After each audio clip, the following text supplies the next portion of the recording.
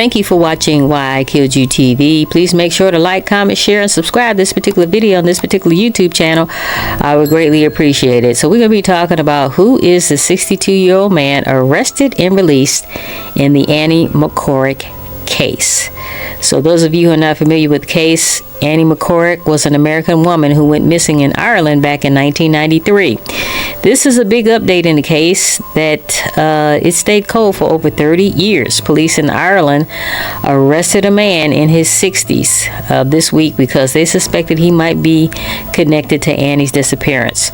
She was last seen getting off a bus in a small town called Enniskerry. After that, she was never seen again. There was one report that Annie had been seen later that night at a pub called Johnny Fox, talking to a man, but back then the police weren't sure if the witness was correct.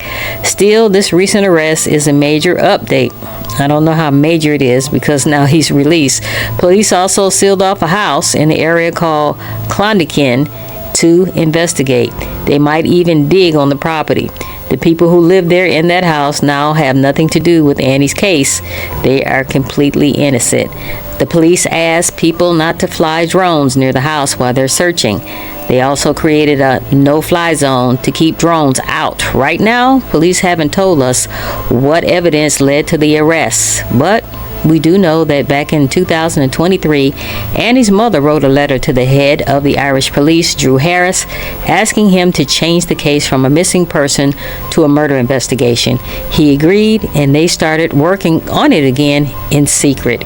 Recently, the Irish police have been getting criticized on how they've been handling other cases, like the Michael Gaine case and the Tina Satchwell case. People say they might have made mistakes early on, but now it looks like the Gardaí are trying to fix those errors and find the truth. In other cases like Jojo Doulart's, police are still working behind the scenes. In Fiona Pinder's case, they even have a suspect, but he no longer lives in Ireland. So let's talk about Annie. This case is a little different because Annie was from the United States. Her dad was a police officer.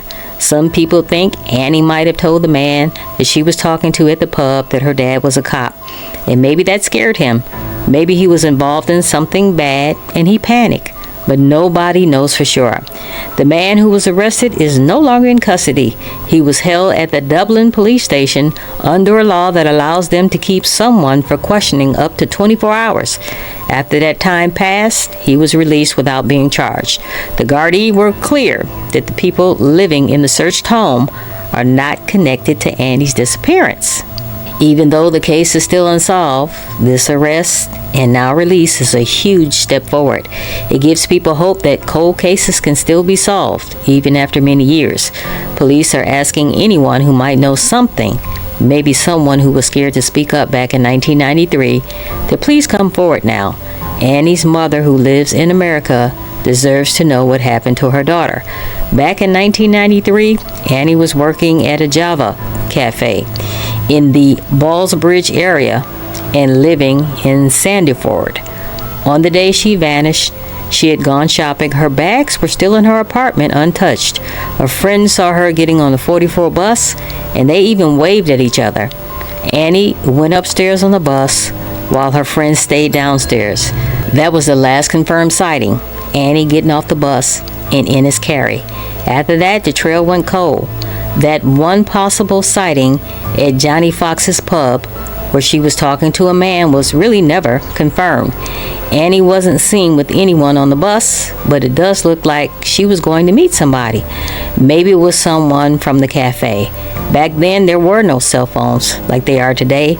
People had to use payphones or landlines to make plans. Annie may have called somebody and rushed out to meet them. She had invited her friend to come along, but her friend had a foot injury and couldn't go. Maybe Annie just wanted somebody there to help her check out the man that she was meeting, if she was meeting a man.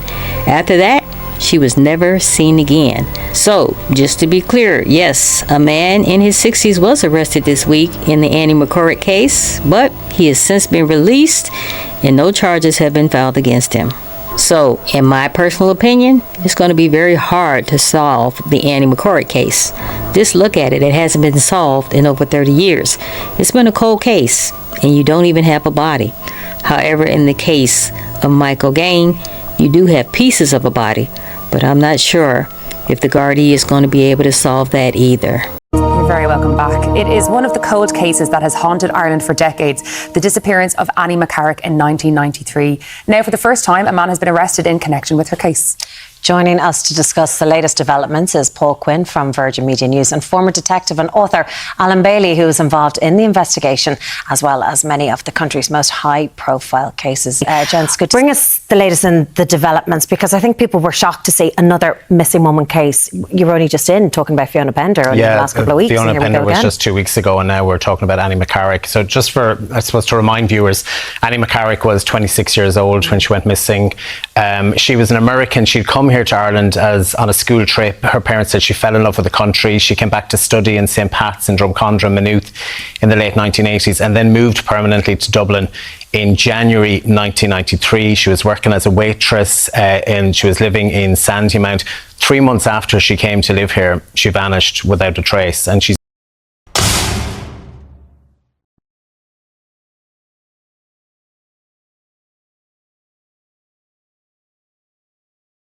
I hate you.